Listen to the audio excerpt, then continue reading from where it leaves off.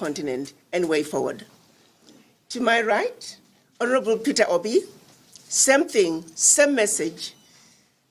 The world at large, they know that Africa's future is in the hands of our youth. So the world at large, they know that the youth are the future of Africa.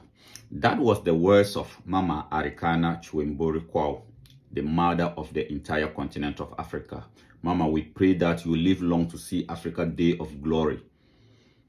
She was speaking at a press conference in Accra, Ghana, after they were denied the chance or the opportunity to address the youth of Africa about the challenges facing the African continent. There was a convention in Accra organized by the New Africa. And then the government of Ghana at the last minute came out and then canceled this convention. You see, for some reason, when you are not doing good, this you see, this all go a long way to tell us that when you are not doing good, you are so scared. You are so scared to hear people talk, you know, and that is what Africans are facing. We Africans, the youth of Africa, that is what we are going through. You see, the government of Ghana do this because they know that they are not performing. They are not living up to the promise that they promised Ghanaians. Because if you do, what are your fears? They are so insecure. They are so insecure. They think that it is an election year, and then if our leaders speak to the youth will arise. The youth will rise against them. But I am not surprised. I am not surprised. Dobia Anzanse, the grandson of Nadewa, I am not surprised that the Akufo Addo government in Ghana has done this. Because these are the same people who were terrorizing the government of Kwame Nkrumah.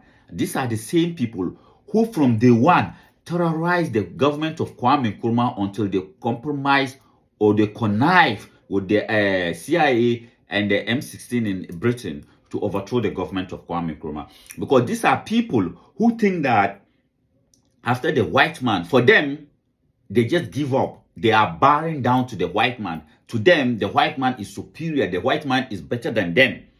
So, and to them, after the white man, they are second, and the rest of us are at the bottom. And any African, any black man who think that the white man is better than him, always think that he is better than the rest of the African.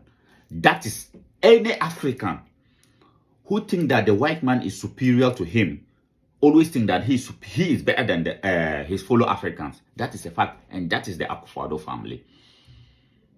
You could see the last time when he was in America, Africa-America Summit. Look at how he was exposing or disgracing himself, speaking like a child. Today, Russian mercenaries are on our northern border. Burkina Faso has now entered into an arrangement to go along with Mali in employing the Wagner forces there. I believe a mine in southern Burkina has been allocated to them as a form of payment for their services. Childishly talking about Burkina Faso, terrorists, blah, blah, blah, exposing the continent of, or selling West Africa, selling Ghana and Burkina Faso to the Americans. And that was exactly what his fathers, that was exactly what they were doing in the days of colonization, because they had the opportunity to sit down with the white man to drink tea and then drink champagne with. So for them, it is always the white man at the top, they are second, and then the rest of us at the bottom. But we cannot. It is a new dawn for Africa. We want what the children of Akufo Addo and his government, his ministers, we want what their children enjoying. We also want to enjoy the same thing. And when we have our leaders to come and address us and tell us this is what you deserve as children of Africa, we have Akufo Addo and his government doing this to them. I never wanted to talk about this kind of issues, but I am so pissed. I am sharing tears deep inside me as an African youth that A government in Africa in this 21st century who parade and masquerade themselves, calling themselves as democratic leaders, will do this. You cannot even see this behavior in North Korea. Even in North Korea, that they claim that it's a dictatorship, you will not see what the behavior of the government of Ghana, what government of Ghana has done to the youth of Africa, because this is a disgrace to the government of Ghana. Never think that this is a disgrace, you disgrace the youth of Africa or the leadership that came to address the youth. It is a disgrace to your government. And then you will leave power with no legacy. You will leave power with no legacy for what you have done. You parade yourself, you masquerade yourself, running around the world, going to the Caribbeans, telling the African Americans, telling our brothers and sisters in the Caribbean to come back home, telling them how Pan-African you are. And yet you will treat Pan-Africans like this.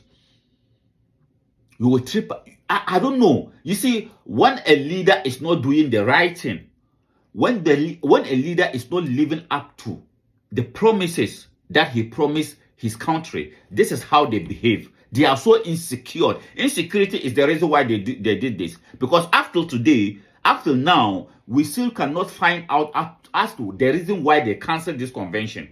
We still don't know why they canceled this convention.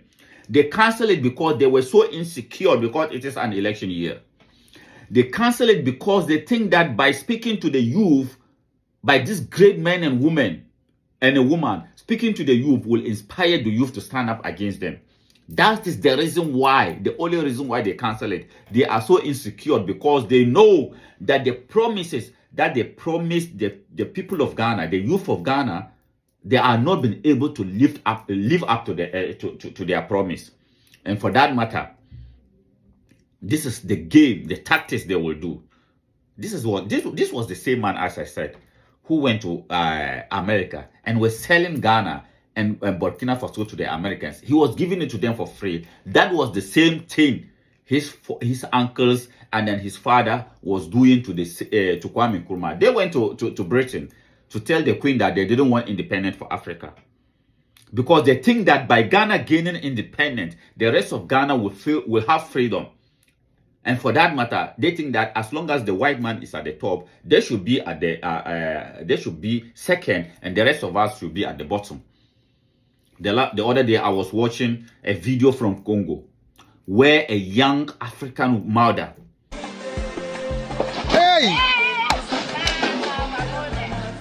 she nearly drowned in the water.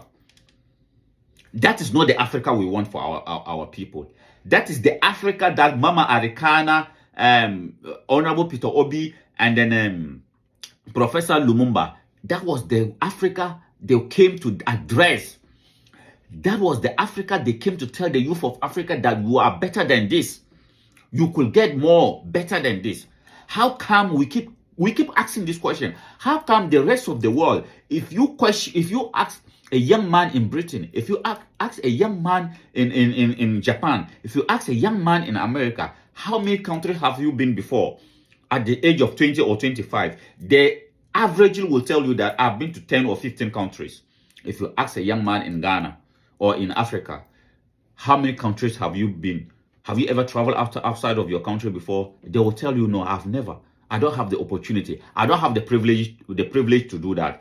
Akufo Addo and his people, Akufo Addo and his government, they have the privilege, and their children got that privilege to travel around the world. And for that matter, they think that they are the only people who should be enjoying that opportunities or that privileges. The rest of us, they will deny us that opportunity. And when we standing up as children of Africa today to demand what is rightful ours, this is the treatment they will treat us.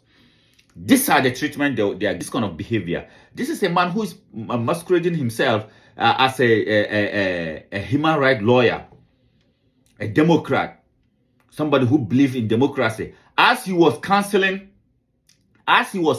this convention, he was there talking about his main opponent still haven't congratulated him in the 2020 elections. Was, as a matter of fact, in the 2020 elections, 8 or 9 children was killed, Ghanaian citizens. Have you ever opened your mouth to talk about that?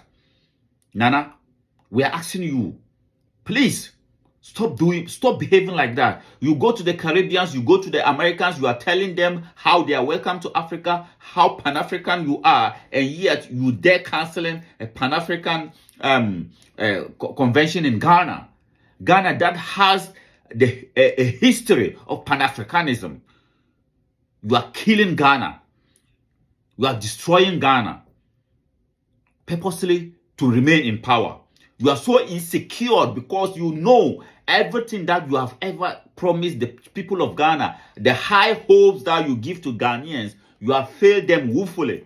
And for that matter, today, you are doing everything you can to